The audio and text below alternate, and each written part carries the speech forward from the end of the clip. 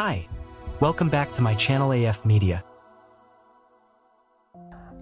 Panjenengan semua, selain data dan fakta, faktor penting dalam menilai kondisi bangsa adalah timeline atau lini masa atau urutan peristiwa-peristiwa. Jika kita mampu menyusun timeline dengan baik, maka akan mudah memahami masalah dari pangkalnya sampai ke ujungnya. Meskipun tampak seperti benang kusut, ingat, ada hukum sebab akibat, ada aksi dan reaksi.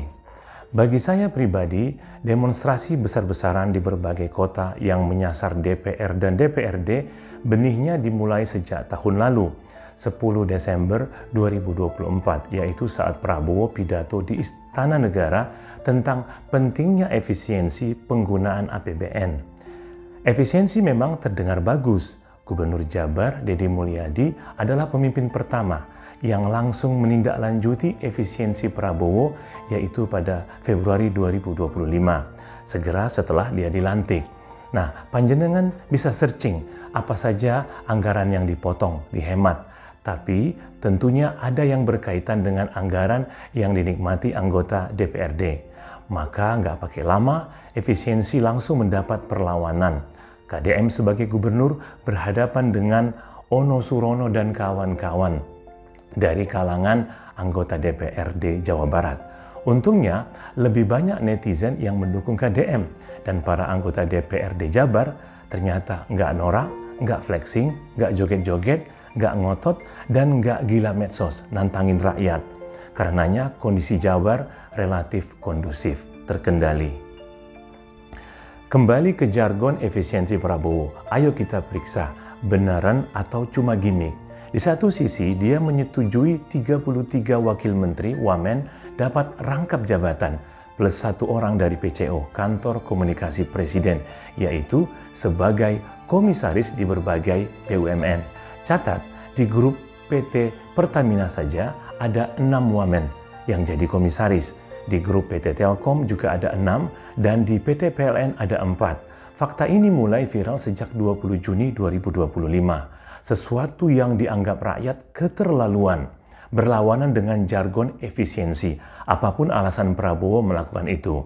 Untunglah pada 28 Agustus 2025, MK kembali resmi melarang praktik rangkap jabatan, bukan cuma bagi menteri, tapi juga bagi wakil menteri. Kita lihat apakah Prabowo menerima dan mau melaksanakan keputusan MK itu.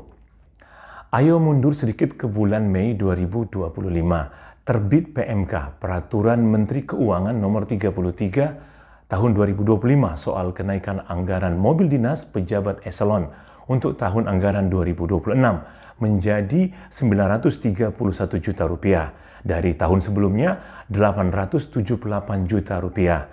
Besar kenaikannya sekitar 52 juta lebih. Dan apapun alasannya, bagi rakyat itu adalah angka yang sangat fantastis. Masih banyak kan mobil layak dan nyaman di harga 500 juta.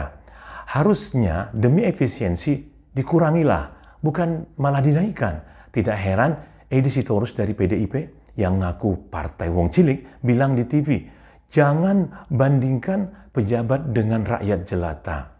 Maka sekarang wajar rakyat menilai efisiensi cuma omon-omon, terkesan menyasar bidang-bidang atau lembaga lain, bukan eksekutif dan legislatif.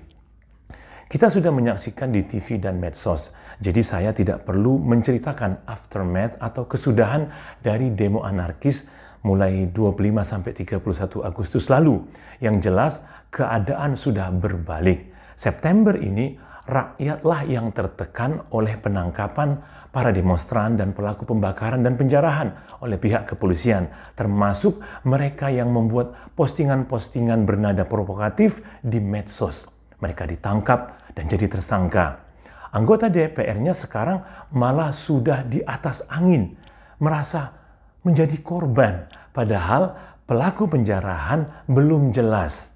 Siapa dalangnya, aktor intelektualnya, atau pemodal utamanya. Dan memang tidak akan terkuak, aman sentosa seperti Fufu Fafa. Di lapangan saja, kita lihat kepolisian dan TNI nggak kompak terkait penugasan anggota intelijen mereka.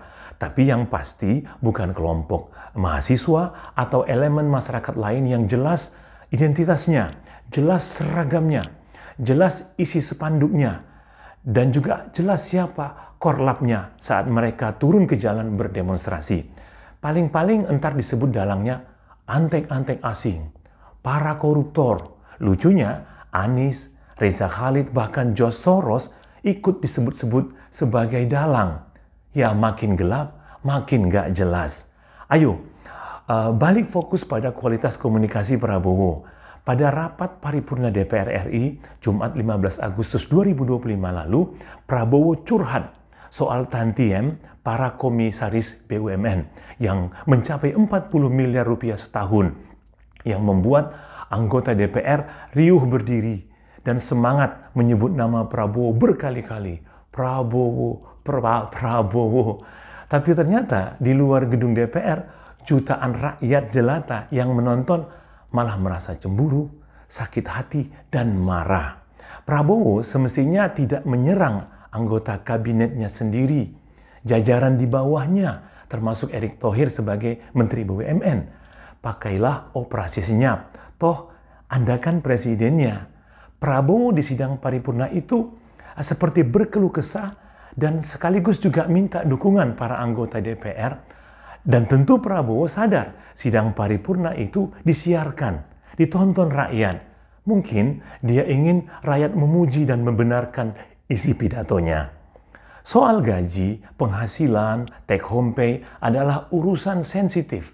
Dan gilanya, di luar logika, sepertinya anggota DPR kualat dan angin langsung berbalik arah. Beberapa hari berikutnya, mulai Senin 16 Agustus, muncullah berbagai berita tentang tunjangan rumah, tunjangan beras, dan tunjangan lain-lain. Berjumlah fantastis yang diterima anggota DPR. Rakyat jadi ngeh.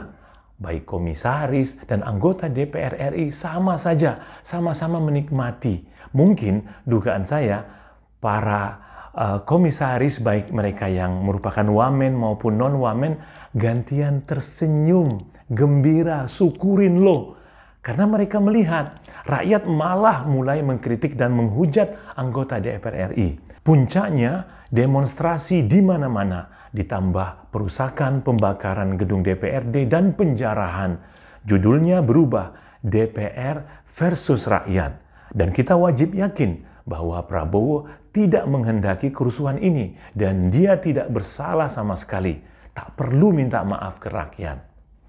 Video joget-joget anggota DPR RI itulah yang viral dan dengan mudah dijadikan alat provokasi massa, menjadi api yang mendidihkan kemarahan rakyat.